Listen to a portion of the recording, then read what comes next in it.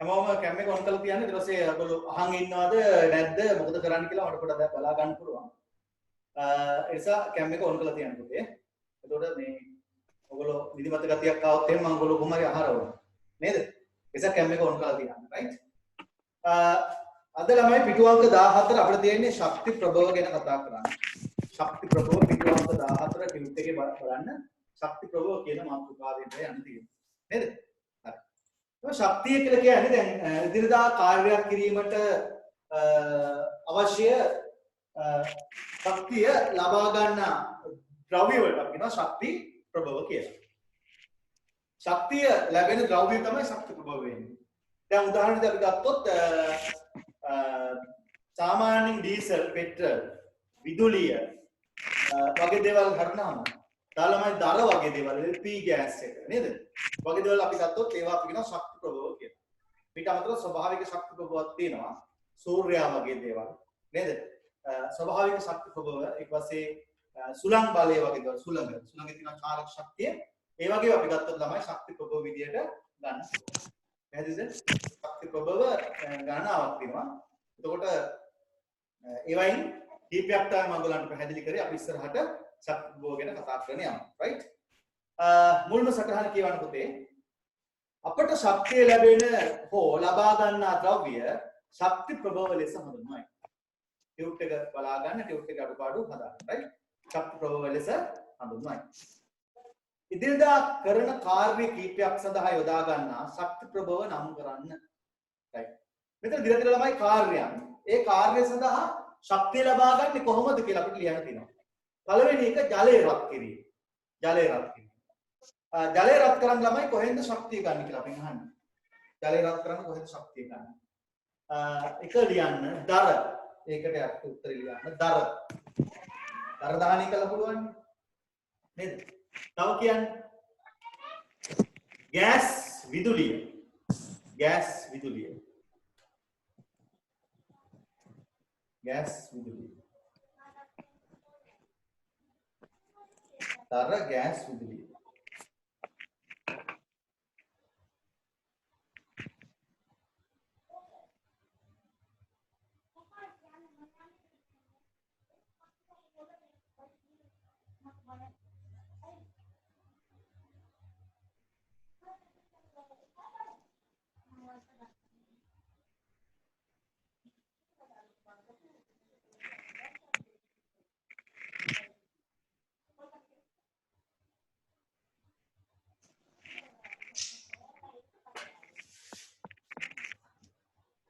දර ගෑස් විදුලිය.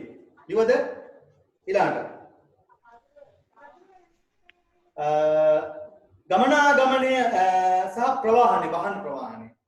ගමනාගමනය සහ වාහන ප්‍රවාහනය. කොහොමද මේ ශක්තිය ගන්නෙ? ගමනාගමනය සහ වාහන ප්‍රවාහයට. ගමනාගමනය සහ වාහන ප්‍රවාහනයට කොහොමද ගන්නෙ අපි ශක්තිය? ලියන්න පෙට්‍රල් ඩීසල්. වාහන වල නේද? Petrol diesel. पेट्रोल डीजल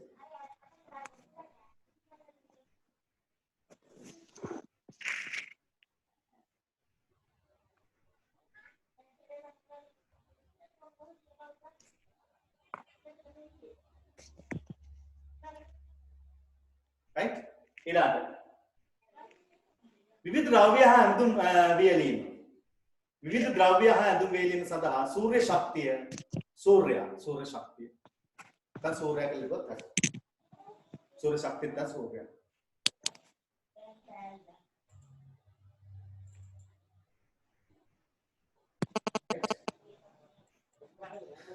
දැන් දින ස්ක්‍රීන් එක බලා ගන්න සූර්ය ශක්තිය සූර්ය ඊළඟ රේඩියෝ හා රූපවාහිනී ක්‍රියා කරන්න විදුලිය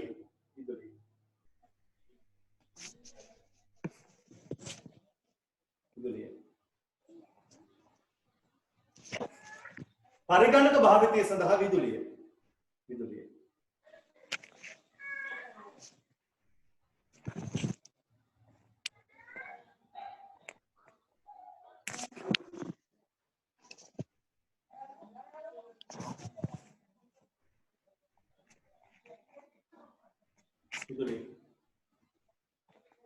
පරිගණක භාවිත සඳහා කර්මාන්තවල යන්ත්‍ර විදුලිය ඩීසල් කර්මාන්තවල යන්ත්‍ර සඳහා විදුලිය හා ඩීසල්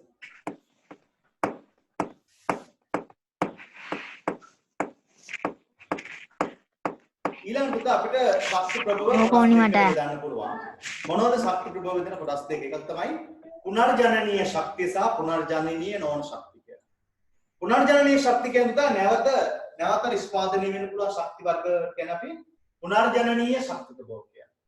නැවත නිෂ්පාදනය නොවන ශක්ති ප්‍රභව කියන්නේ පුනර්ජනනීය නොවන ශක්ති ප්‍රභව කියන්නේ. පැහැදිලිද? ශක්ති ප්‍රභව වර්ග දෙකක් තියෙනවා. පුනර්ජනනීය ශක්ති ප්‍රභව සහ පුනර්ජනනීය නොවන ශක්ති ප්‍රභව කියලා. පුනර්ජනනීය ශක්තිය කියන්නේ නැවත නිෂ්පාදනය වෙනවා. දැන් උදාහරණයක් සූර්ය ශක්තිය. කවදාවත් නැති වෙන්නේ නැහැ දිගටම සූර්ය ශක්තිය දිනවා නැවත නිෂ්පාදනය වෙනවා නේද? ඒතර සුළඟ දිගටම නැවත නිෂ්පාදනය වෙනවා. ඒතර සුළඟ කියන්නේ පුනර්ජනනීය ශක්ති ප්‍රභවයක් නේද? නැවත නිෂ්පාදනය වෙන ශක්ති ප්‍රභවයක්. ඊට භූතාපය. ඒකත් පොළවේ මොනතරම් භූතාපය ගන්න පුළුවන් අවසන් වෙන්නේ නැති ශක්ති ප්‍රභවයක්. ගලා යන ජලය වැස්ස තියෙන තාක් කල් ළමයි ගලා යන ජලය ජලාශ වලට එකතු වෙලා ඒකෙන් විදුලි බලය නිෂ්පාදනය කරනවා. ඒක පුනර්ජනනීය ශක්තිය. ඊළඟට ජෛව ස්කන්ධ කියන්නේ ළමයි ජීවීන්ගේ කොටස් වලින් දර ඊට පස්සේ අඟුරු වගේ දේවල් ඊළඟට ඔය විදුරු වගේ දේවල් දහනය කළ ශක්ති නිෂ්පාදනය කරන අපි කියන ළමයි පුනර්ජනනීය ශක්තිය කියන්නේ. නැවත නිෂ්පාදනය කරන්න පුළුවන් නිසා.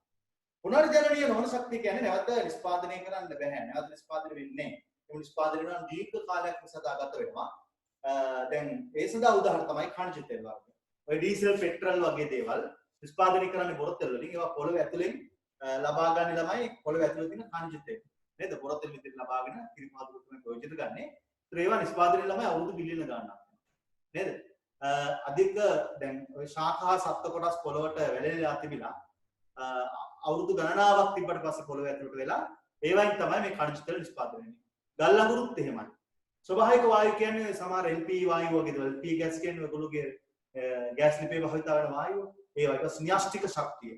න්‍යෂ්ටික ශක්තිය. මේවා තමයි ප්‍රධාන වශයෙන් ශක්ති ප්‍රභව වන්නේ. පුනර්ජනනීය ශක්ති ප්‍රභව පුනර්ජනනීය නොවන ශක්ති වර්ග වෙන්නේ. පැහැදිලිද? right. එහෙනම් අපි පොඩි සටහන කියවලා පුතා. ඒතර සටහන උදාහරණ දාගමු අපි සටහන කියවන්න. උනත් තියෙන්නේ. පුනර්ජනනීය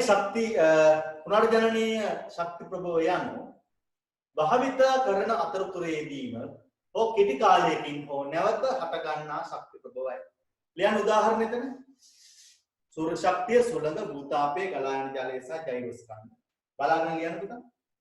උදාහරණ ලියන්න.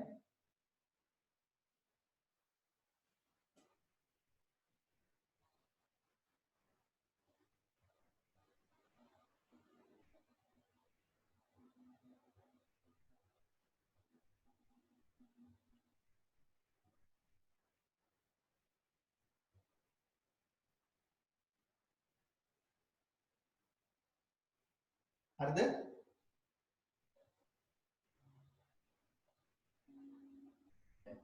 ඊළඟ පුනර්ජනනීය නොවන ශක්තිය කියවන්නේ එකක්. පුනර්ජනනීය නොවන ශක්තිය.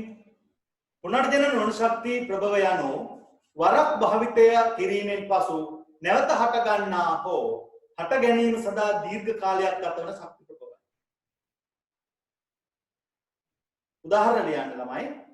khනිජ තෙල්, ගල් අඟුරු, ස්වභාවික වායු, න්‍යෂ්ටික ශක්තිය. ස්වභාවික වායු, න්‍යෂ්ටික ශක්තිය.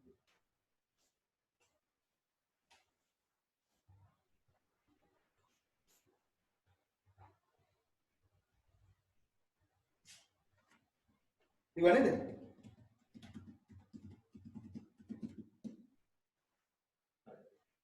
වක්කලා ලියන්න.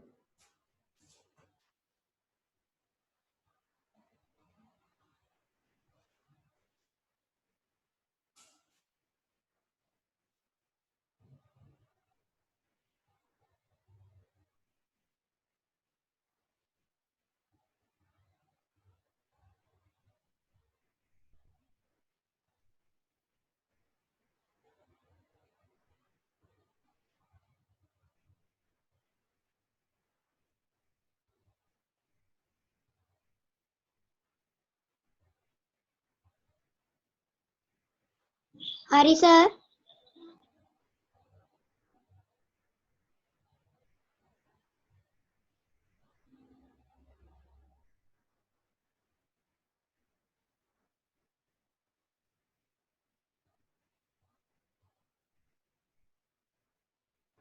Sahari, Sahari, Sahari, Sahari.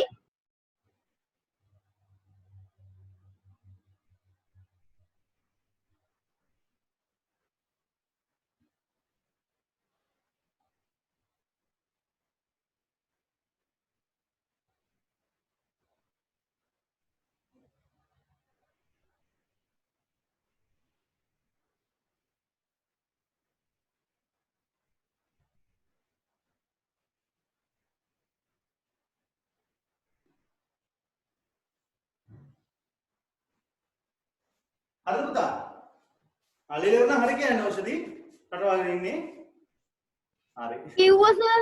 ඊළඟට කට්ටිය හොඳට රින්දුද ඔයද කටවාගෙන. පුනර්ජනනීය ශක්ති ප්‍රභව මාතෘකාව පුනර්ජනනීය ශක්ති ප්‍රභව. ඒ කියන්නේ නැවත නිෂ්පාදනයේ ශක්ති ප්‍රභව නැවත නිෂ්පාදනය කරන්න පුළුවන් කෙටි කාලයක් තුළ ඒ ශක්තිය නිෂ්පාදනය කරන්න පුළුවන් අපිට ඒකට පුනර්ජනනීය ශක්ති ප්‍රභව කියලා. නේද? right. උදාහරණ විදිහට ගන්න පුළුවන් තමයි සූර්යයා. ඒ සූර්ය ශක්තිය අපි නිෂ්පාදනය කරලා විවිධ ප්‍රයෝජන ගන්න තමයි සූර්ය ශක්තිය. මොනවද? අප අවට ආලෝකය හා තාපය ලබා දීම සූර්ය ශක්තියෙන් කරනවා. අපේ තුළ ආලෝකයේ තාපය කියන ශක්ති දෙකම ගන්න සූර්යයයි. ඊළඟට වායුගෝලයේ සුළං ඇතිවීම සිද්ධ වෙන තමයි සූර්යයාගේ. තේරෙනවද කොහොමද සුළඟක් නිර්මාණය වෙන්නේ සූර්යයාගේ? සූර්යයාද ළමයි ෆෑන් එක වගේ වැඩ කරන්නේ නෑනේ. ඒ සූර්ය තාපය නිසා යම් පරිසරයේ යම් තැනක තියෙන වායුව රත් වෙලා ඉහිරෙන මේ වායු අංශු මණ්ඩල කොට අඳින්නවා. මේ වායු අංශු රත් වෙලා ඉහිරෙනකොට එම අණුව පුරවන්න පිටතින් මෙතන වායුව ගලාගෙන එනවා. ඒතර මෙහාට වායුව ගලාගෙන එනකොට නිකම්ම සුළඟක් නිර්මාණය රත් වූ වායු අංශු ඉහිරෙනකොට එම අණුව පුරවන්න පිටතින් වායුව ගලාගෙන එනවා. දැන් ඔයාලා දන්නවා මේ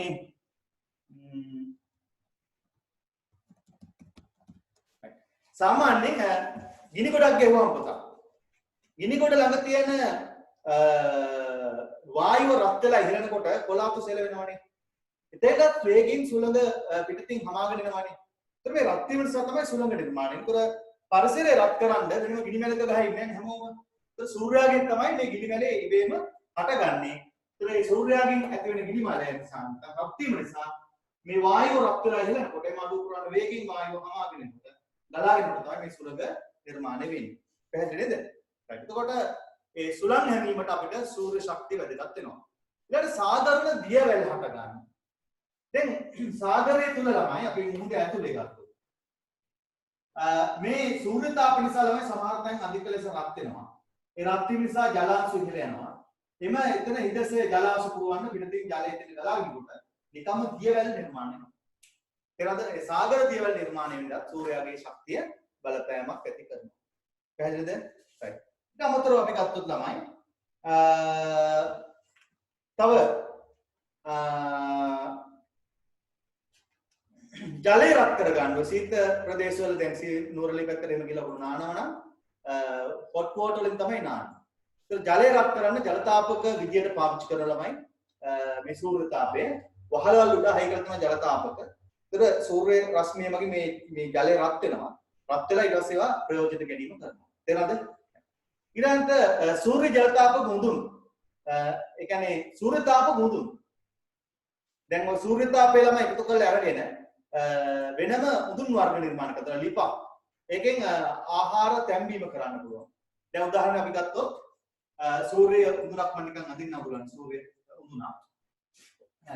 මේ තියන්නේ අවතල දර්පණය. ඒ සූර්යාගේ සිටින ආලෝකය තමයි මේ තියෙන්නේ. මේ ආලෝකයෙන් ළමයි අපිට පුළුවන් මේ අවතල දර්පණය වගේ එකම ලක්ෂයකට එකතු කරලා ගන්න. එකම ස්ථානයකට එකතු කරලා ගන්න. එකතු කරලා අරගෙන ඊට පස්සේ මේ එකතු කරලා අරන් මෙතන අපිට පුළුවන් ළමයි මුක්තියක් වගේ දෙයක් තියලා ආහාර ප්‍රසීව කරන්න පුළුවන්. තේරෙනවද? එතකොට මේකට අපි කියනවා ළමයි සූර්ය තාපකයක් කියලා. සූර්ය උදුනක් නැත්නම්. සූර්ය උදුනක්. පැහැදිලිද? right. ඒ වගේ අපිට සූර්ය ශක්තිය ප්‍රයෝජන ගන්න පුළුවන් අවස්ථා ගන්නවා තියෙනවා. ඊළඟට සූර්ය කෝෂ මගින් විදුලිය නිෂ්පාදනය කරනකොට මේවා පාවිච්චි කරන ළමයි සූර්ය කෝෂ වලින් විදුලිය නිෂ්පාදනය කරනවා. අර සමහරක් අයගේ ගෙවල් වල වහල උඩ ගහලා ඇති දැකලා තියෙන සූර්ය පැනල් නේද? ඒ වයින් විදුලිය නිෂ්පාදනය කරන්න පුළුවන්. ඒ වගේම දහන්නේ වේලන්නත් සූර්ය ශක්තිය පාවිච්චි කරනවා. රෙදි වේල ගන්නත් ඔයගොල්ලෝ මේ දවස්වල ඉස්කෝලේ යනකොට රෙදි හැම වේල ගන්න අවශ්‍ය නේද? වැස්සොත් මේ සදාත් ඔයගොල්ලෝ සූර්ය ශක්තිය පාවිච්චි කරනවා. එහෙනම් බලමු සූර්ය ශක්තිය කියන පුනර්ජනනීය ශක්ති වර්ගය ගැන පොඩි පැහැදිලි කිරීමක් කරගන්න. අපි පුංචි සටහනක් වෙනවලු ළමයි අපි ඒක කියවන යමු. right මම බෝඩ් එකට දාන්නම්. ඊට කියවන යමු. බලන්න සූර්ය ශක්තිය පුනර්ජනනීය ශක්ති ප්‍රභවයක් කරන අතර ඒ ප්‍රයෝජන ගැන අවස්ථා ගණනාවක් ඇත. එක අප ආලෝකය හා තාපය අපට ආලෝකය හා තාපය ලබා දීම. ලියන්න. අපට ආලෝකය හා තාපය ලබා දීම. අපට ආලෝකය හා තාපය ලබා දීම. ඉවද? දෙක. අපට ආලෝකය හා තාපය. දෙවෙනි එක වායුගෝලයේ සුළං ඇති කිරීමට. වායුගෝලයේ සුළං ඇති කිරීමට. වායුගෝලයේ සුළං ඇති කිරීමට.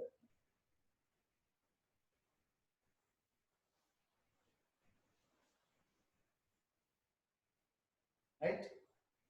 තුන සාගරවල දියවැල් හට ගැනීමට. සාගරවල දියවැල් හට ගැනීමට.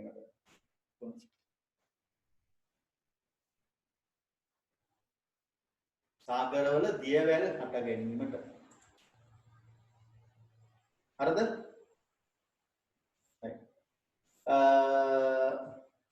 ඊළඟට අනිත් පැත්ත පිටුවට එන්න පුතා ඒ පිටුවත් අපි බලමු.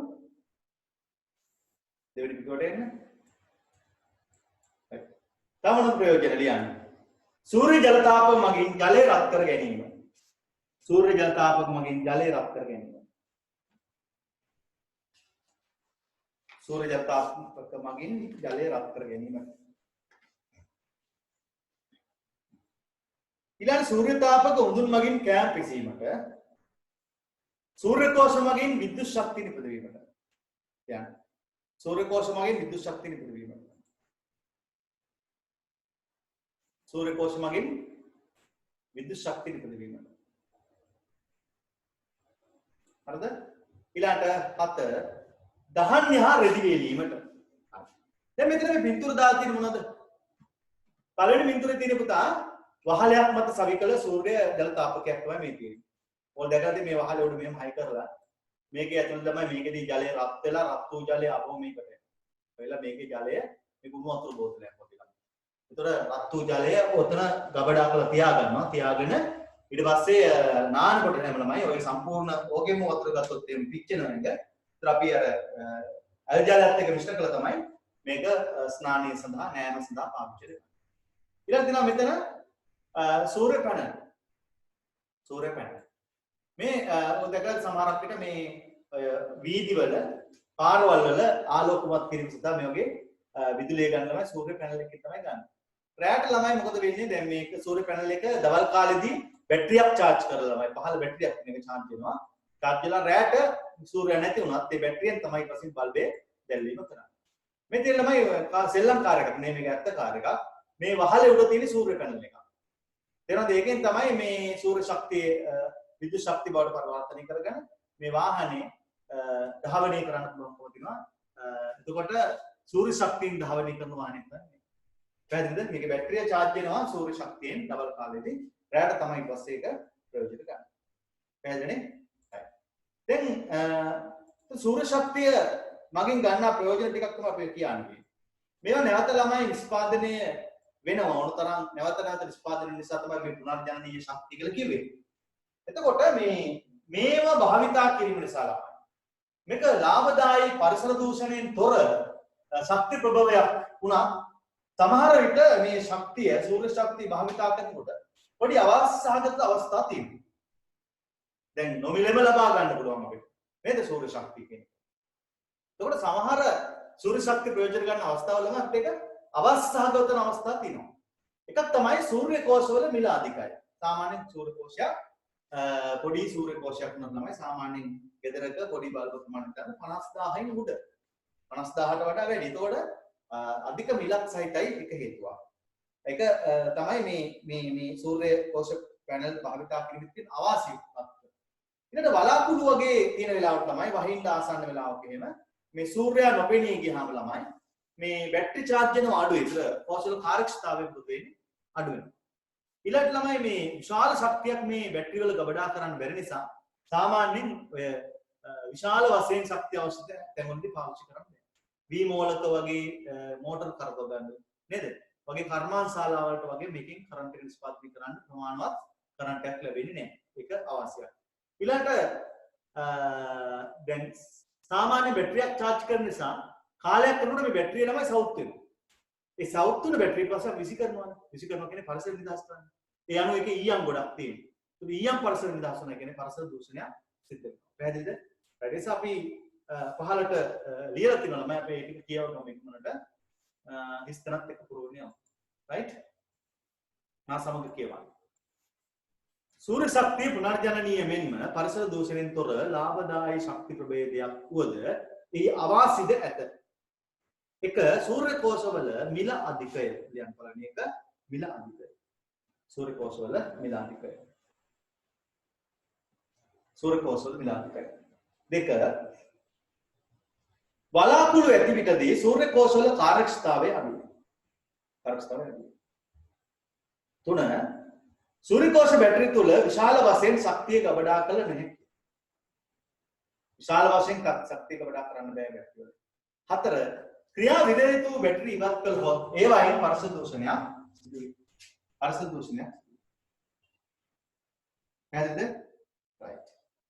ඔය ටික තමයි ප්‍රධාන වශයෙන් සිදුවන හානිකර තත්ත්ව අපිට වෙන්න පුළුවන් හානි කීපයක්. පැහැදිලිද? ඊළඟට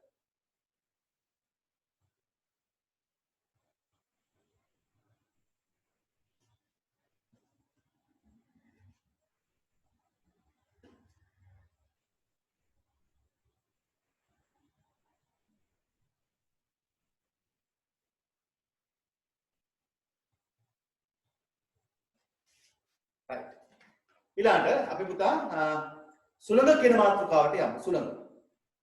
ඊළඟ මාතෘකාව මොකද්ද? සුළඟ. ලියන්න සුළඟ. විමාන සුළඟ. දැන් සුළඟ කියන්නේ ළමයි අපිට වැදගත් අර වගේම පුනර්ජනනීය ශක්ති ප්‍රභවයක් නැවත නිෂ්පාදනය වෙන්න පුළුවන් උන්තරන් සුළඟ නේද? පරිසර සුළඟ නැති වෙන කාලයක් නෑ. ගොඩක් සූර්යය ඉන්නවනම් අනිවාර්ය සුළඟ නිර්මාණය වෙනවා. සුළඟ පෘථිවිය මත ඉබේම ඇති වෙන සුළඟ. ඊට පස්සේ ඒ වගේම සුළඟ මගින් ගන්න ප්‍රයෝජන තමයි අපේ මේ පරිසරයේ සිසිල් වෙනවා වගේම වී අර සුළං කිරීමට කියන්නේ බොල් වී ඉවත් කරන්න පාවිච්චි කරන්න පුළුවන්. ඊළඟට සුළං මෝල කියලා එකක් තමයි පොඩි ඉස්සර කාලේ භාවිතා වුණා මිනිසුන්ගේ. ඒක දහන් යැදීම සඳහා පාවිච්චි කරන්න පුළුවන්. ඊළඟ රුවල් නැව් ගමනාගමනයේ සඳහා මේ සුළඟ භාවිතා වුණා. ඒ වගේම විදුලි බලය නිෂ්පාදනය කරන්න. විදුලි බලය නිෂ්පාදනය කරන්න අර දැනට ඔයගොල්ලෝ දන්නවා හම්බන්තොට නේද? පුත්කලම හම්බන්තොට සහ ඔය අඹේවල වගේ ප්‍රදේශවල මේ සුළං බලාගාර ඉදිරියලා තියෙනවා නේද? ඒ අනුව අපිට සුළඟ ප්‍රයෝජන ගන්න පුළුවන් අවස්ථා කීපයක් තියෙනවා right? දැන් සුළං ශක්තිය වාසි ගොඩක් තියෙන ළමයි. සාමාන්‍යයෙන් වායු දූෂණයක් සිද්ධ වෙන්නේ නැහැ, පරිසර දූෂණයක් වෙන්නේ නැහැ. නොමිලම ලැබෙනවා. පරිසර හානිය ගොඩක්ම අඩුයි. මේවා තමයි සුළඟෙන් තියෙන වාසි. සුළං ශක්තිය පාවිච්චි කරන එකේ වාසිය නේද? ඊට අපි නම් සුළඟ පිළිබඳව සුළඟේ ශක්තිය පිළිබඳව අපි පොඩි විස්තරයක් දීලා ඒක ඉස්තෙන් ටික කරෝනේ. කියවන්න. සුළඟ පුනර්ජනනීය ශක්ති ප්‍රභවයක් වන අතර එය ප්‍රයෝජනට ගැනෙන අවස්ථා ගණනාවක් ඇත. 1. පෘථිවිය මත සුළඟ ඇතිවීම. පෘථිවිය මත සුළඟ ඇතිවීම.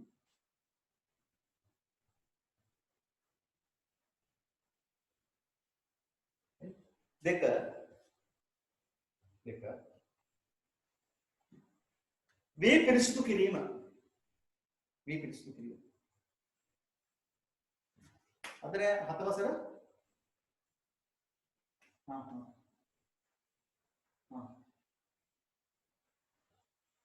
ඉතින් කවුද තියන්නේ? පස්සේ කියනවා. පුතා මේ අද සකුරායිගේ ලක්ෂණ සර්ගේ 7 වසර ක්ලාස් එක නැල්ලුවෝ. හරිද? 7 වසර සකුරායිගේ ලක්ෂණ සර්ගේ 7 වසර ක්ලාස් එක අද නැල්ලුවෝ. ඔන්ලයින් ක්ලාස් එක. හොඳයි. ඒකට දවසක් සර් කියන්නම් කියලා කිව්වා. අද දවසේ පැත්තේ යුතු ක්ලාස් එක නැහැ කියලා කියනවා මේ විශේෂ නෑදෑයෙක්ගේ බණ ගෙදරක් නිසා. හරිනේ? හලෝ. පුතා මේ සෙනසුරාදා 7 පුළුවන් ද චුට්ටක් කියන්න ඕගොල්ලෝ? මේ ගණන් පන්තිය කරන්න කවුද? නිර්මාණ සර් බෑ. ඔන්න අට වගේ වෙයි. සෙන්සුරාද අටට. පුළුවන් කියලා. 8ට පුළුවන් සර්. පුළුවන් බලන්න. ඔව්. අනිත් ළමයිට කොහොමද දන්නේ අපරවනේ? හරි. 7ට බෑ 8ට පුළුවන්.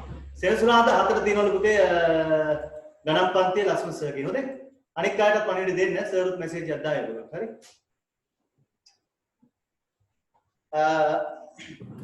එතකොට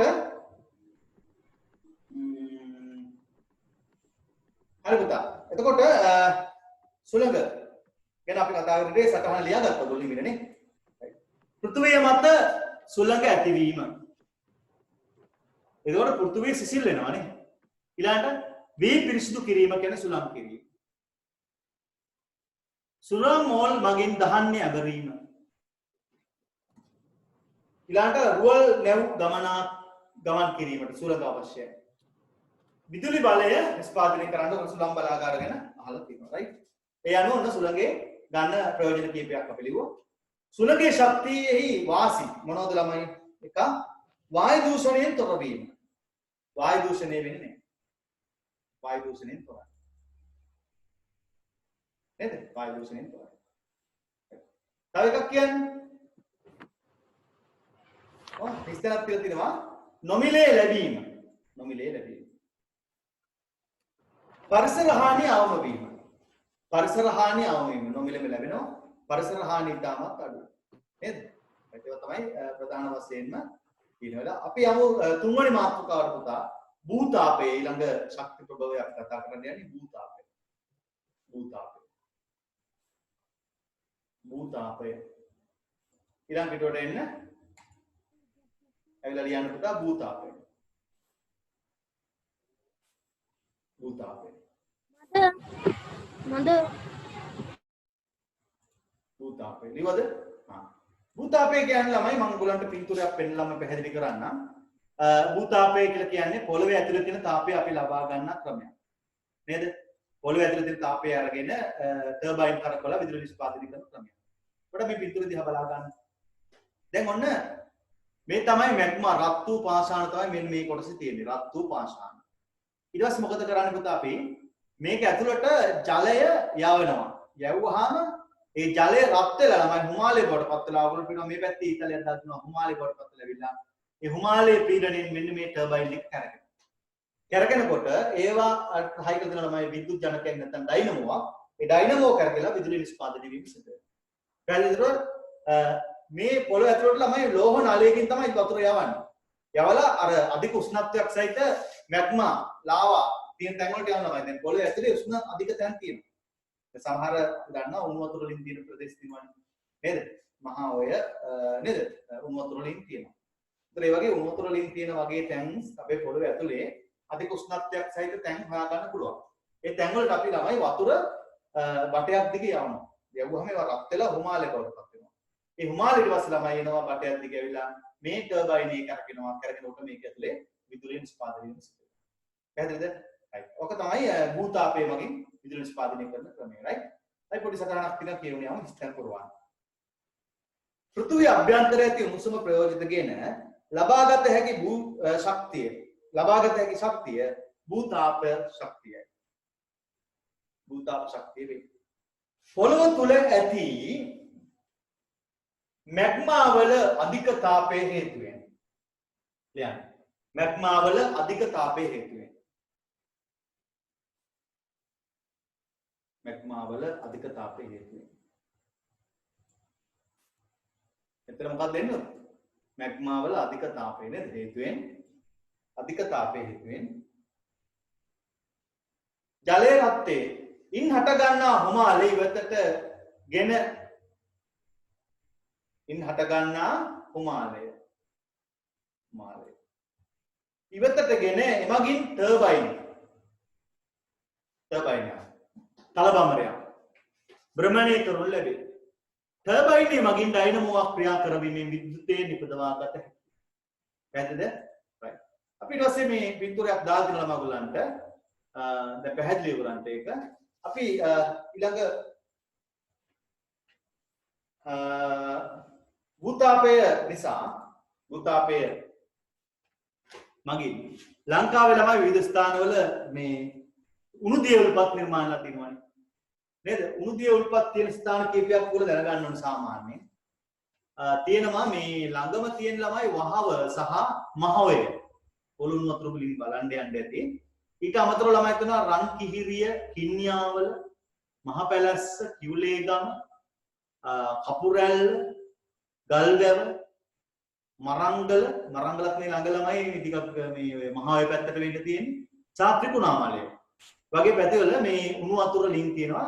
එතකොට ඒ වගේ ළමයි හිමාලය හදා ගන්න පුළුවන්.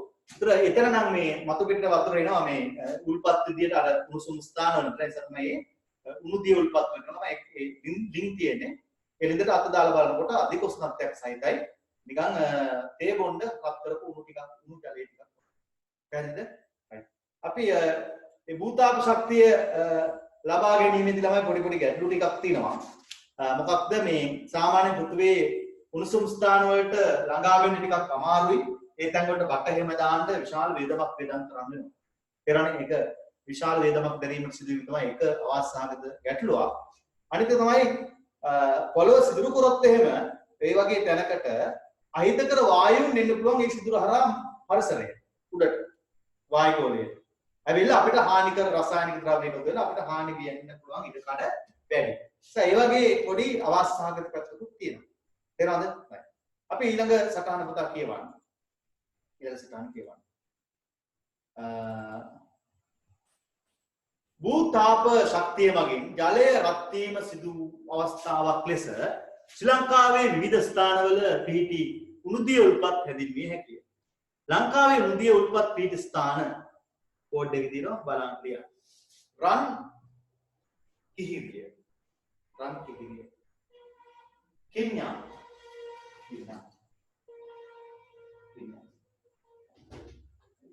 මහා පැලැස්ස. බලන්න ලියන්න ඉක්මනට.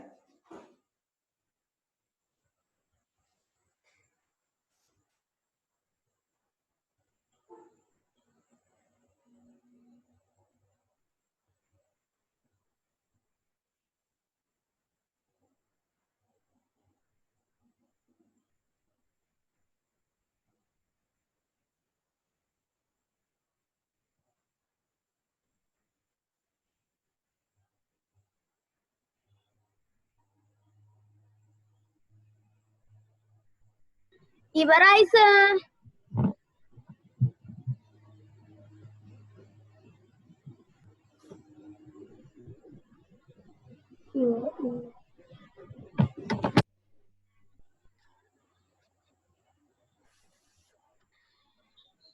ඉවරයි සර්. සර් ඉවරයි. ඉවරයි සර්.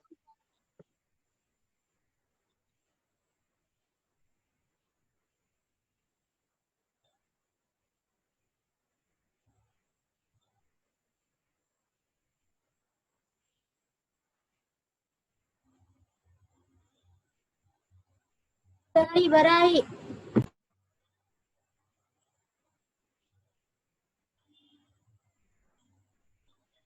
ඉවරයි සර්. ඉවරයි සර්. සර් ලියලා ඉවරයි. ඉවරයි.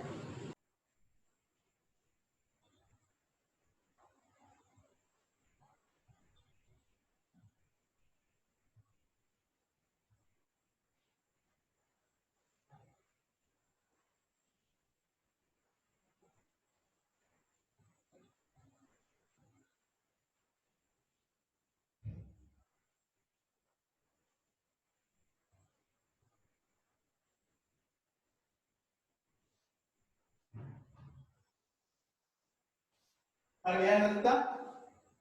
ඉවරයි. රත්ලා නේද? ඊළඟට ලියන්න භූතාප ශක්තිය ලබා ගැනීමේදී ඇති වෙන යම් ගැටලු ටික උගල කියලා තියෙන්නේ පෘථිවි උණුසුම් ස්ථාන වල ළඟා වීම සහ සඳහා වියදමක් යොදාගෙන පොළොව හැරීමට සිදුවේ. පොළොව සිදු කළ විට අහිතකර වායුන්ද රසායනික ද්‍රව්‍යද නිකුත් විය හැකිය. ඒක තමයි ප්‍රධාන වශයෙන් භූතාපය ලබා ගැනීමට තියෙන අවාසහගත තත්ත්ව නේද? ඊළඟට අපි යමු ළමයි ඊළඟ පිටුවට. එන්න හැමෝම මාතෘකාව ලියන්න ගලා යන ජලය. ගලා යන ජලය. ගලා යන ජලය. ගලා යන ජලය. ළමයි ගලා යන ජලයෙන් ගන්නා ප්‍රයෝජන ඔබ දන්නවා. විශේෂයෙන්ම ළමයි ජල විදුලි බලය නිෂ්පාදනය කරනවා නේද? කොට මෙන්න මේ පින්තූර දිහා බලන්න මඟුලන්ට දාලා තියෙන පින්තූරය. මේ බලන්නකෝ. වහිනකොට ජලාශවල ජලය ගවඩා කර ගන්නවා. පින්තූරේ බලා ගන්න. ඒ ජලය ඊට පස්සේ ළමයි මෙන්න මේ නලයේ දිගේ පහළට ගෙනන්න යනවා. උමා මාර්ගයක් ඔස්සේ පහළට ගෙනවා. පහළ ප්‍රදේශයට අරන්. අරන් ඇවිල්ලා ඊට පස්සේ ඩයිනමෝවක් මෙතන කරකව ගන්නවා. ටර්බයින් එකක් කරකව ගන්න ඉස්සෙල්ලා. ටර්බයින් එක කියන්නේ තල බඹරේ. ඩයිනමෝ කියන්නේ විදුලි නිෂ්පාදනය වෙන කොටසට. ඒක දෙකක් තියෙනවා. වතුරත් එක්ක ගැටෙන්නේ ඩයිනමෝ නෙවෙයි. ඩයිනමෝ වතුර ගැටෙන්න හොඳ නැහැ මොකක් කරන්ට් එක වදිනවනේ. කරන්ට් එක ලීක් වෙන නිසා තල බඹරේ තමයි වතුරේ ගෑවෙන්නේ. ඒක වතුරේ මෙහෙන් වේගයෙන් එනකොට පහළට ගලාගෙන ඔය ටර්බයින් එක කරකැවෙනවා. කරගෙනකොට ඒකට තමයි හැංගලා තියෙන ළමයි ඩයිනමෝ පිටතින් ඒ කරගෙන අක්ෂ දණ්ඩ තමයි ඩයිනමෝ හැංගලා තියෙන්නේ. තල බඹරේ විශාලයි. ඒකේ මැද කොටස අක්ෂ දණ්ඩ තමයි ඩයිනමෝ හැංගලා තියෙන්නේ. ඊට පස්සේ වැඩි يعني කරගෙලා ඉවරනට පස්සේ ඉතුරු වතුර ටික ළමයි නිදහස් වෙනවා අල මාර්ගයට. ඊට පස්සේ ඩයිනමෝවෙන් නිෂ්පාදනය කරපු විදුලිය අධිකර පරිණාමක මගින් ඒකේ විභවාන්තරය වැඩි කරලා විදුලි රැහන් හරහා ගම්මාන වලට අරන් ඇවිල්ලා විදුලිය බෙදා හැරීම කරනවා. මේ තමයි ජල විදුලියෙන් විදුලි නිෂ්පාදනය කරන ක්‍රමය. මේ රූපසටහන විදිහට ඔබට පේනවා. මේක කියනවා ගලා යන ජලයෙන් ගන්න ප්‍රයෝජනයක් තමයි මේ. එතකොට ළමයි මේකේ සාමාන්‍යයෙන් අවස්ථාගත තත්ත්ව ගොඩක් අඩුයි. අපිට මේ සාමාන්‍යයෙන් මේ ජලය යොදාගෙන ඉස්සර මිනිස්සු කෙලින්ම එක සැරේම ජල රෝදය පාවිච්චි කරලා අර සුළං රෝදය භාවිතා කරා වගේ ජල රෝදය පාවිච්චි කරලා ධාන්‍ය බැරීම එහෙම ඉස්සර මිනිස්සු කරා. කියන්නේ ජලය ගලාගෙනකොට අර ජල රෝදය කරගෙනකොට ඒකට බෙල්ට් එකක් දාලා වෙනම වී මෝලක් වගේ එකක් ධාන්‍ය අඹරන මෝලක් වගේ එකක් ක්‍රියාත්මක කරගත්තා. පැහැදිලිද? දැන් තමයි අපි විදුලි බලය නිෂ්පාදනය කළ විදුලියෙන් ක්‍රියා කරන වී මෝල් නිෂ්පාදනය කරලා තියෙන්නේ. දාගෙන ඉන්නේ නේද? ඊළඟට සාමාන්‍යයෙන් මේ ජල විදුලි බලාගාර ඉදිකරනකොට තියෙන අවාසි තමයි විශාල වේදමක් වෙනවා ජල විදුලි බලාගාරයක් ගහන්න. ඉතින් ලොකු ඩෑම් එකක් ගහන්න ඕනේ නේද? වතුර රඳව ගන්න. උමම් මාර්ග හදන්න ඕනේ. ඊට පස්සේ ලොකු ඩයිනමෝ ගෙනලා හයි කරන්න ඕනේ. නේද? මේක සාමාන්‍යයෙන් වැඩිපුර වේදම් වෙන වැඩක්. ඊළඟට වනජීවීන්ට වාසස්ථාන අහිමි වෙනවා. වනජීවීන්ට වාසස්ථාන අහිමි වෙනවා. ඒ කියන්නේ අපි ගත්තොත් මේවා ඉදිකරනකොට ජීවීන්ට තියෙන පරිසර ප්‍රමාණයන් ජීවත් වෙන පරිසර ප්‍රමාණය අහිමි වෙලා යනවා. ඊට පස්සේ ජලාශව රොම් මඩ වලින් පිරෙනවා. ජලාශ රොම් මඩ වලින් පිරෙනවා. ඒ වගේම ශ්‍රී ලංකාවේ විශාල ජල විදුලි බලාගාර ළමයි තවදුරටත් ඉදිකිරීමෙන් පවතිනකොට දන්නවා. ඒ නිසා හැබැයි ආයි මෙතනින් එහාට තවත් විදුලි බලාගාර ඉදි කරන්න බැරි තරමකට ළමයි විශාල ජල විදුලි බලාගාර ප්‍රමාණයක් ඉදි කරනවා. ආයි ඉදි කරන්න බැරි තරම් නේද? ඊළඟට වර්ෂාව ලැබුණේ නැත්නම් මේ ජල විදුලි බලාගාර කවදා හරි ළමයි කියන්නේ අභාවයටපත් වෙන වගේ ප්‍රයෝජන ගන්න බැරි තත්ත්වයටපත් වෙනවා. මේවා තමයි විශේෂයෙන්ම අවස්ථාගත තත්ත්ව විදිහට කියන්න පුළුවන්. රයිට්? හැමෝම මෙන්න මේ චුටි සටහනක් තියෙනවා. මේ සටහන බලාගෙන අපි හිතන්න පුළුවන්. රයිට්? කියවන්න. අතීතයේ සිටම ජලයේ ශක්තිය යොදාගෙන ජල රෝධ ක්‍රියාත්මක වීම මෙම ජල රෝධ දහන්‍ය ඇඹරීම වැනි කාර්ය සඳහා උපයෝගී කර ගන්නා ලදී. මොකක්ද ඉස්තන තියෙන්නේ? ජල රෝධ දහන්‍ය ඇඹරීම. ඉස්තනට දහන්‍ය ඇඹරීම. ගලා යන ජලයේ ශක්තිය යොදාගෙන විද්‍යුත් ශක්තිය නිපදවීම කළ හැකිය. මේ ආකාරයට විද්‍යුතයේ නිපදවන ස්ථාන ජල විදුලි බලාගාරයක් නම් වේ. රයිට්? ජල විදුලි බලාගාරයේ කොටස් ටික මම නම් කරලා දෙන්න ඕගලන්ට. ඊට පස්සේ තමයි බලමු අපි මේ ස්ටැන්ඩ් එක පුරවමු. ස්ටැන්ඩ් එක පුරවන්න.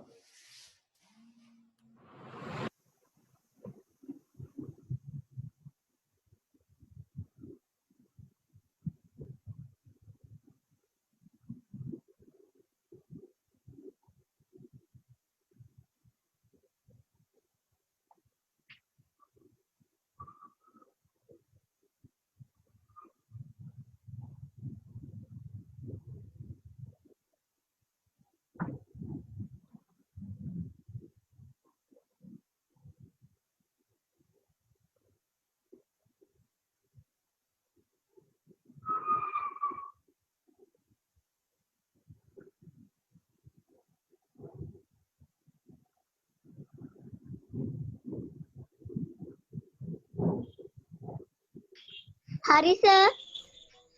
හරි නේද? ධ්‍යාන ඉවරයිනේ. right. දැන් පුතා මේ දැන් ලස්මස්ගේ බණ ගෙදර මමත් යන්න ඕනේ නෑදෑයෙක් වල ගෙදර බණ ගෙදර මට තව ටිකක් වෙලා කරලා මමත් පිටත් වෙනවා. හොඳේ. ඔයගොල්ලෝ පාඩම ඉවර කරගන්න පුළුවන් මේ බලමු. බැරි වුණොත් සාමාන්‍ය බණ පටන් ගන්න 4 විතර නේ. ඔව්. දැන් මම ඊළඟ ක්ලාස් එකට එන්නත් ඕනේ පොඩ්ඩක් මූණ පෙන්නලා එන්න ඕනේ. ගිහිල්ලා සහභාගී වෙලා ආවනම් ඇති.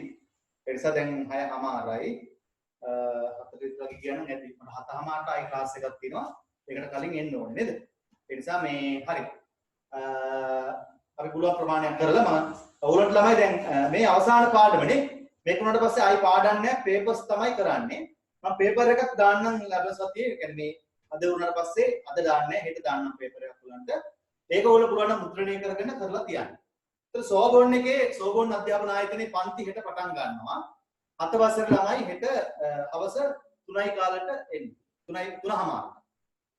එතරම් සෝබෝන් එකට එන්න සෝබෝන් අධ්‍යාපන ආයතනයේ ළමයි 7 වසර පටන් ගන්නවා 3:00ට. අර වෙනද පටන් ගත්ත ක්ලාස් වලින්ද ඒ වෙලාවට පැවැත්වෙනවා ඒ වෙලාවට එන්න. හොඳේ. මාස් එකක් දාගෙන ඉන්න අත්සෝදලා අපි පන්තියට ඇවිල්ලා පන්ති වැඩ කරන යමු. ඕෂධි ඇහෙනව නේද? රයිට්. අනිත් ළමයිටත් පණිවිඩය දෙන්න. ඕෂධි හෙට ඉස්කෝලේ යනවද? නැද්ද? ඉස්කෝලේ නැද්ද ඔයගලන්ට හෙට? මයික් එක ඔන් කරලා කියන්න. නෑ sir. අවුන්නේ නැහැ. නෑ sir. හරි. එතකොට එන ඔයගොල්ලන්ට ගැටලුවක් නැහැ 3:00ට එන්න. හොඳයි. අනික යාළුවන්ට පොඩක් අපි ආපු අය ඉන්නවනම් මම මතක් කරන්න මම මැසේජ් දැම්මා. තමන් එන ළමයිට අපි ක්ලාස් එක දැන් ඉවරයි. පාඩම් නම් ඉවරයි. අපි පොඩ්ඩක් ආපහු පාඩම් ටික නැවත ඔය හිටපු නැති ළමයිට පොඩ්ඩක් පොලිෂ් වෙන්න පේපර් ටිකක් එන්න සාකච්ඡා කරලා හදාගන්න. රයිට්. ඊට පස්සේ අපි ජනවාරි මාසෙ කොහොමත් මම ඔයගොල්ලන්ට ඊළඟ 8 වසරේ පාඩම් තමයි ඉගෙනීම කටයුතු පටන් ගන්න. රයිට්. ඉස්කෝලේ ඔය 7 වසර උගන්වපුවා. ඒ මම සිලබස් එක අවසන් කරලා තියෙන නිසා අපි එතනින් ඉස්සරහට වැඩ කරන්න යනවා. පැහැදිලිද? දැන් ඊළඟට බලන්න පුතා. ඔයගොල්ලෝ මේ පිටු අංක 17 ඉන්නේ නේද? 17 ඉන්නේ. කවුද මේ ඉරි ගහලා තින්නේ? කට්ටේ බලන්න ඕනේ. නම වැටෙනවා ඉරි ගහපු එක්කෙනාගේ ඈ. හරි. ඊළඟට ජල විදුලි පරිසර හිතකාමී ලාභදායී ශක්ති ප්‍රභවයකි. එසේ වුවද අවාසි කීපයක් ඇත. මොනවද ළමයි අවාසි ටික ඉස්තැන් ටික පුරවන යන්න ඉක්මනට. ජල විදුලි බලාගාරයක් ඉදිකිරීම සඳහා විශාල වියදමක් දැරීමට සිදු වේ. වන ජීවීන්ට වාසස්ථාන අහිමි වේ. පිළිවෙත මේවා. ජලාශ රොම්මඩ වලින් පිරී යාම.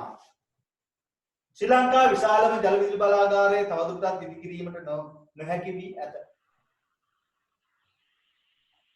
තව ආයි ඉදි කරන්න බැරි තරමට ළමයි ජල විදුලි බලාගාර ඉදිලා ඉවරයි. ආයි ඉතින් ඉඩක් නෑ මේවනේ තවත් ඉදි කරන්න. වර්ෂාව නොලැබුණු හොත් ජල විදුලි බලාගාර අක්‍රිය වී. ඉස්තන් ටික පුරවගත්ත දෙන්නේ. කියන්න පස්වෙනි මාතෘකාව ජෛව ස්කන්ධ. ජෛව ස්කන්ධ කියනවාද? සත්තුන්ගේ හෝ ශාකවල කොටස් භාවිතා කරලා ශාක හෝ සත්ත්ව කොටස් භාවිතා කරලා තම වර්ගයා තම පාවිච්චි ශක්තිය නිෂ්පාදනය කර ගන්න නම් අපි වල කියනවා පුතා ජෛව ස්කන්ධ කියලා. නේද? ජෛව ස්කන්ධ කියලා කියනවා. වැඩි නම් හැමෝම ජෛව ස්කන්ධ ගැන පොඩි සටහනක් තියෙනවා. ඉක්මනින් ලියාගෙන යමු. ශාකා සත්වමය ද්‍රව්‍ය මගින් ශක්තිය ලබා ගන්නා ද්‍රව්‍ය ජෛව ස්කන්ධ ලෙස හැඳින්වේ. right?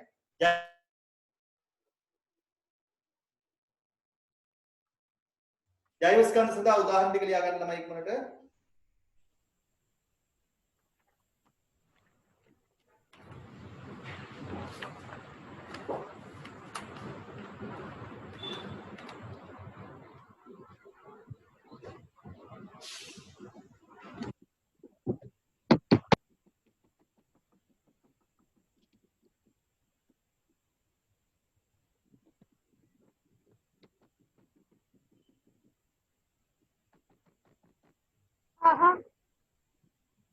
Hari sir. Hari sir. හරි. අන්න කෑ ගාලා ගෙන්න ගන්න. right. දැන් පුතා මේ අය බලමු.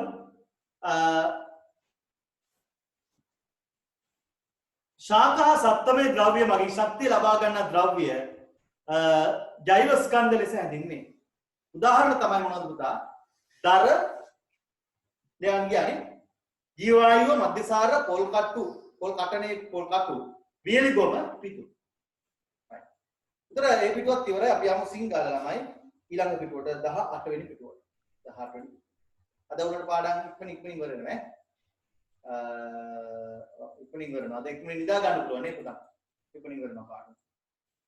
පොඩි පාඩමක් නිසා ඉක්මනින් කරනවා. පුනර්ජනනීය නොවන ශක්ති ප්‍රභව මාතෘකාව. පුනර්ජනනීය නොවන ශක්ති ප්‍රභව. ලියන්න ඉක්මන. පුනර්ජනනීය නොවන ශක්ති ප්‍රභව.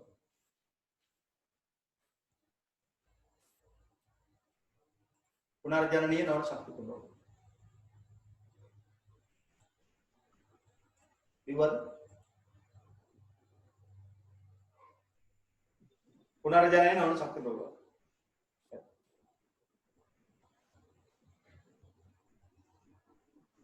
ලියමු අපි. අනුමාත්‍රිකාව ලියන්න ඛනිජ තෙල්. පුනර්ජනනීය නොවන ශක්ති ප්‍රභවයට උදාහරණ අනුමාත්‍රිකාව ලියන්න ඛනිජ තෙල්. ඛනිජ තෙල්. ඛනිජ තෙල්. ද ඛනිජ තෙල් පුනර්ජනනීය නොවන ශක්ති ප්‍රභවයක් වන අතර එය පාෂාණ භූත ඉන්ධනයකි. පාෂාණ තුල තියෙන ඉන්ධනයක් ඉදක් වෙනවා පාෂාණ භූත කියලා. මොකද ඉස්සරට එන්නේ? ඛනිජ තෙල් පුනර්ජනනීය නොවන ශක්ති ප්‍රභවයක්. පුනර්ජනනීය නොවන ශක්ති ප්‍රභවයක්. පුනර්ජනනීය නොවන ශක්ති ප්‍රභවයක්. පැහැදිලිනේ? ඊළඟට අතීතයේ පෘථිවියේ වැළලී ගිය ශාක හා සප්ත කොටස් පොළොව තුලදී විවිධාකාර විපර්යාසවලට භාජනය වීමෙන් පොසිල ඉන්ධන සෑදේ. මොකක්ද නම් විස්තර වෙන්නේ? භාජනය වීමෙන් පොසිල ඉන්ධන සෑදේ.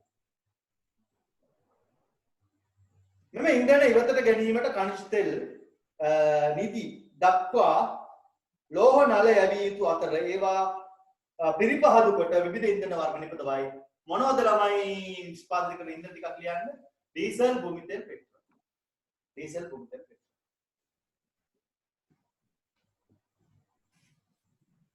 ඊළඟට භූමි තෙල්, පෙට්‍රල්. හරි සර්. මයික් ඔෆ් කරගන්න. ඊළඟට ගල් අඟුරු. ඊළඟ ගල් අඟුරු.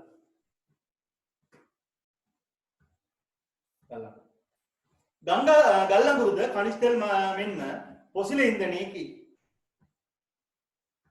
පොසිල ඉන්ධනයකි ඉස්තර ලියන්න. පොසිල ඉන්ධනයකි.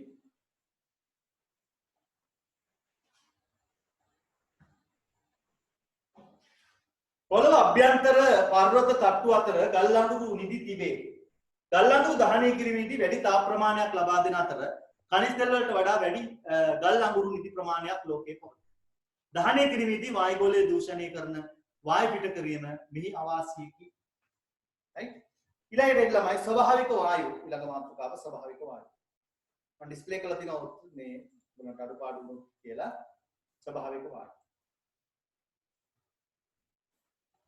ස්වභාවික වායු. තුන්වෙනි එක. පොළොව යට පර්වත අතර ඇති සිරවි ඇති මීතේන් ස්වභාවික වායුව පොසිල ඉන්ධනයකි. පොළොව අභ්‍යන්තරයට ලෝහ නල යවා මෙම වායුව ඉවතට ගනු ලැබේ. ආහාර පිසීමට හා සීත රටවල නිවාස උණුසුම් කිරීමට මේ වායුව යොදා ගැනේ. මොකක්ද ඉස්සරහට ආවේ? වැනි වායු වර්ග ස්වභාවික වායු ලෙස හැඳින්වේ. ස්වභාවික වායු කියලා ඉස්සරහට එන්නේ. 4 න්‍යෂ්ටික ශක්තිය. න්‍යෂ්ටික ශක්තිය.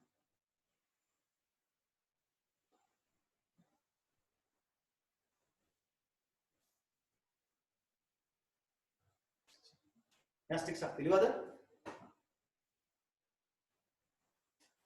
පොළොවෙන් ලබා ගන්නා යුරේනියම්, ප්ලූටෝනියම් ඒ යට ඉරි ගහ ගන්න පුතා. න්‍යෂ්ටික ශක්තිය නිෂ්පාදනය කරන්නේ යුරේනියම් ප්ලූටෝනියම් වැනි විකිරණශීලී මුල්ද්‍රව්‍ය යොදාගෙන න්‍යෂ්ටික ශක්තිය නිපදවනු ලැබේ. ශ්‍රී ලංකාවේද යුරේනියම් අඩංගු ලෝහ පස් ඇත. න්‍යෂ්ටික බලාගාරවලදී මෙලෙස ලබා ගන්නා ශක්තියෙන් විදුලි ශක්තිය නිපදවනු ලැබේ. න්‍යෂ්ටික ශක්තියේ අවාසි ළමයි බලාගාර ඉදිකිරීමට අතිවිශාල වේදමක් දැරීමට සිදු වී තිබේ. විශාල මුදලක් වැය වෙනවා. න්‍යෂ්ටික බලාගාරවල අපද්‍රව්‍ය අතිශයින් විස සහිතයි. බලාගාර අනුතරකින් ළමයි විකිරණශීලී ද්‍රව්‍ය ඉවතට කාන්දු වුණොත් බරපතල ප්‍රශ්න ඇති වෙන ළමයි සාමාන්‍යයෙන් අංග විකල දරුවෝ පවා බිහි වෙන්න ඉඩ කඩ තියෙනවා. විකිරණශීලී ද්‍රව්‍ය ඉස්තරට විකිරණශීලී ද්‍රව්‍ය හරිද? ඊළඟට යමු අවසාන පිටුවට. අවසාන පිටුවට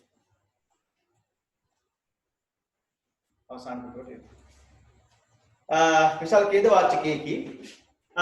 එය මිනිසුන්ට මෙන්ම පරිසරයට අතිශයින් හානිකර වේ. නිදසුන් ළමයි රුසියාවේ චර්නොබිල් න්‍යෂ්ටික බලාගාරයේ පිපිරීම නිසා ළමයි විශාල හානියක් පරිසරයට නිදහස් වුණා මේ විකිරණ. ඒ වගේ හානියක් පරිසරයේ ඉන්න ජීවීන්ට විශාල ලෙස හානි සිද්ධ වෙනවා. ජීවීන්ගේ විකෘති ඇති වෙනවා. ජපානයේ ෆුකුෂිමා න්‍යෂ්ටික බලාගාරය න්‍යෂ්ටික බලාගාර සඳහා උදාහරණ. අවසාන මාතෘකාවට යමු. අවසාන මාතෘකාවට එන්න. ලියන්න. ශක්ති ප්‍රභවවල තිරසාර භාවිතය. ශක්ති ප්‍රභවවල තිරසාර භාවිතය. ශක්ති ප්‍රභව හොඳින් අපිට දිනදා පසු කාලින ප්‍රයෝජන ගන්න පුළුවන් විදිහට පාවිච්චි කරනකොට වෙනවා තිරසාර භාවිතය කියලා. භාවිතා නොකර සිටීම නෙවෙයි. රයිට් කියවන්න. ශක්ති ප්‍රභවවල තිරසාර භාවිතය. පුනර්ජනනීය නොවන ශක්ති ප්‍රභව යම් කාලයකට පසුව අවසන් වී යනු ඇත. එවිට අනාගත පරපුරට ඒවායින් ලබාගත හැකි ප්‍රයෝජන අහිමි වී යයි. එබැවින් අර පිරිමැස්මෙන් භාවිතා කළ යුතු වේ. නිවසේ විදුලිය අර පිරිමැස්මෙන් භාවිතා කිරීම තමයි ඉස්සෙල්ලම කරන්නේ. නේද? ඊළඟට කෙටි දුර ගමන් සඳහා පයින් යෑම කරයි අපේ ළමයි. පයින් යෑම ඖෂධියෙන් හෙට පයින් පන්තියේ මේ බලාගන්න නේද? පාපැදියක් යොදා ගැනීම මේ සෞඛ්‍යයට හිත කරයි ඖෂධි මත තියාගන්න. පුද්ගල ප්‍රවාහන ක්‍රම වෙනුවට පොදු ප්‍රවාහන ක්‍රම භාවිත කරන තනියෙන් කාර්යාලය යන්නේ නැතුව පොදු ප්‍රවාහනේ බස් එකේ නැගලා යන්න කට්ටිය ඔක්කොම එකතු වෙලා. ඉන්ධන කාර්යක්ෂමව දාවේ උපරිම වන පරිදි වාහන එන්ජින් සුසර කරන්න. ඒ කියන්නේ වාහන දුම දාන්න, කළු දුම දාන්න ගන්න එපා. ඒවා හොඳට ටියුන් කරගන්න. දෙමුහුන් වාහන ළමයි හයිබ්‍රිඩ් වලට කියන්නේ ඉංග්‍රීසියෙන් තියෙන හයිබ්‍රිඩ්. දෙමුහුන් වාහන හෝ විදුලි වාහන භාවිතා කිරීම. ඒක පරිසර දූෂණය ආදී. හැකි සෑම විටම විකල්ප ශක්ති ප්‍රභව භාවිතා කිරීම. උදාහරණ නෑම සඳහා ජලය රත් කර ගැනීමට සූර්ය ජල තාපක පාවිච්චි කරනවා. නිවසේ ආහාර පිසීමේ කටයුතු සඳහා අවශ්‍ය ඉන්ධන අවට පරිසරයෙන්ම සොයා ගන්න. උදාහරණ විදිහට ගත්තොත් දර පොල් කටු වගේ දේවල් පාවිච්චි කළ ළමයි නිවසේ ආහාර පිසීම කරන්න ඉතින් ඒවා අපත යන දේවල් නේද? ඒවා ප්‍රයෝජන ගන්න. ඊළඟ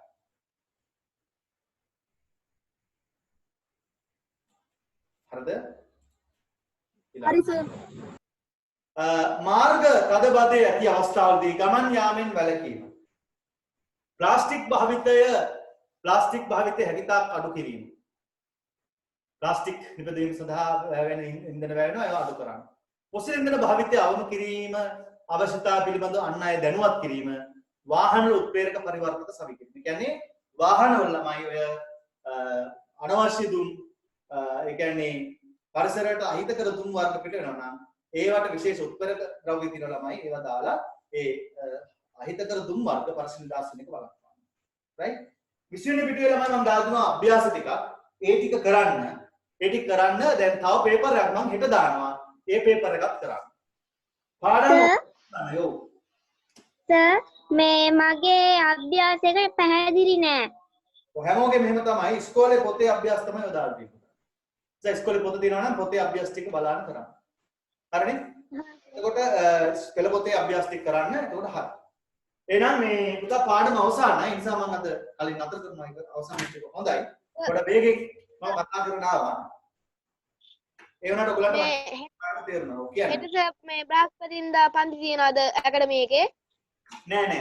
ඇකඩමි එකේ ක්ලාසස් තාම පටන් ගත්තේ නෑ මගේ. මං ටිකක් පරක් කරලා පටන් ගන්නවා. තාමත් මේ පොඩ්ඩක් මේ ඩිසෙම්බර් ක්ලාස් එක හෙට පටන් ගන්නවා. හරි ඊට පස්සේ මම පොලොක් එකක් පටන් ගන්නවා. මේ මාසේ අවසානට වගේ. හරි. එහෙනම් පුතා මේ පාඩම් අවසానයි. ක්ලාස් එකට ආවම අපි නැවතත් ওই පාඩම් ටික නැවත පොලිෂ් කරලා පේපර් කරලා නැවත පොලිෂ් කරලා තමයි කරන්නේ. රයිට්. එහෙනම් හැමෝටම සුබ රාත්‍රියක් කියලා ප්‍රාර්ථනා කරනවා. එහෙනම් හැමෝටම ආයුබෝවන්.